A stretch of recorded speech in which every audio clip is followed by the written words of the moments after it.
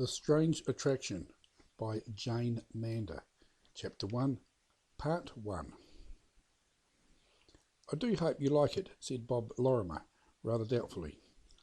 "I don't care a cuss if I don't. I shall stay till I've got all I can out of it. But I say, this is hot, isn't it?" answered Valerie Carr. "Yes, it's the worst since I came." "You couldn't see much of the river, I suppose?" "There's a big fire to the north of us." "Not a thing," she said in a disgusted tone. They stood on what was known as the Dargaville main wharf, beside the steamer that had just brought Valerie from Helensville. Passengers still moved cautiously down the unrailed gangway with packages and bags in their hands, and relatives still greeted each other with forced gaiety or honest affection, and acquaintances with ironic nods. The donkey engine swung the first net full of trunks and boxes in dangerous imminence above the heads of all who stood on the limited area of the narrow landing. "Look out! Look out!" impatiently yelled one of the steamer hands, annoyed that it should be his job to save people who did not seem to want to live. There was a scramble out of the way. Bob and Valerie drew aside against the wall of the zinc shed. She looked into the pile of luggage that was dumped at her feet, saw that her own belongings were not there, and turned again to Bob. "What do you think of it so far?" she asked. "I think the paper is a promising thing. They will turn it into a daily next summer if we make it a good start. Anyway, it is a stepping stone, and we can make it pretty much what we like, so as long as we boom the district and Benton's candidates, sure. The committee's fine, and as they all have to work to do and know nothing about running the paper, they will not be fussing about the office all the time. And the place?" Bob shrugged his shoulders. "Well, you'll see." Valerie looked about her, seeing the wharf, the sheds, the steamer, and an interesting line of shops across the street.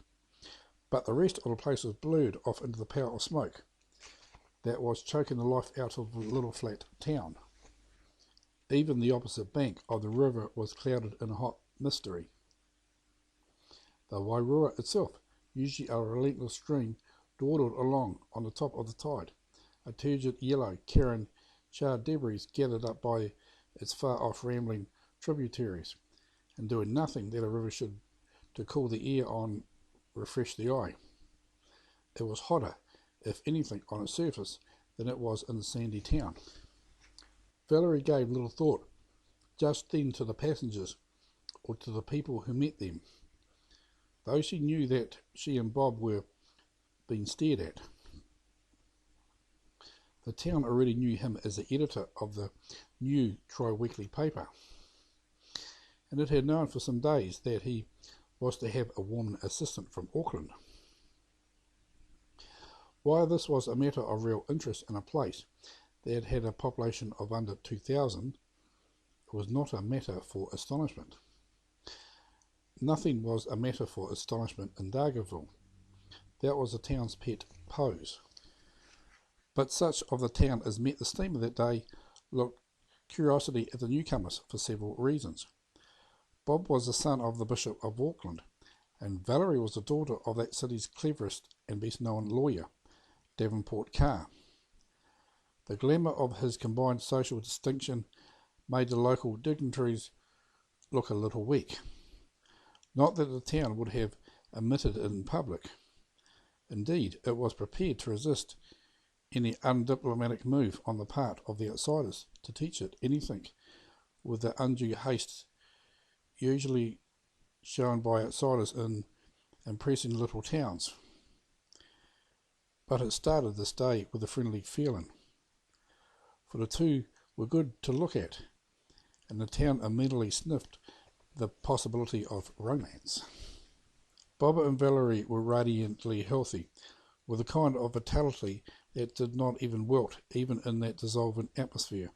They stood tall and straight, unaware of smoke-choked lungs, their eyes untroubled by the glare that radiated off the zinc roofs of the sheds.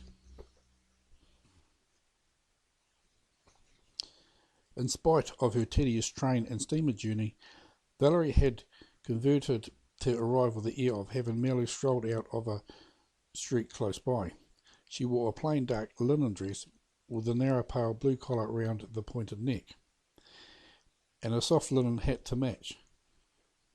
She wore white canvas shoes that had stayed white, and white open-work cotton stockings. There was not a superfluous inch of material about her. She carried a good black travelling bag, which Bob now held.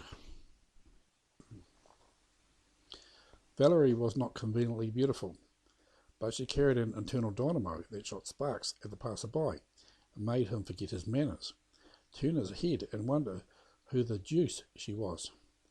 And there was something in the carriage of her head, and the fashioning of her limbs, and the assurance of her manner that confirmed his first impression, that she was that desirable thing, somebody, not only in her own right, but with the added prestige of ancestors.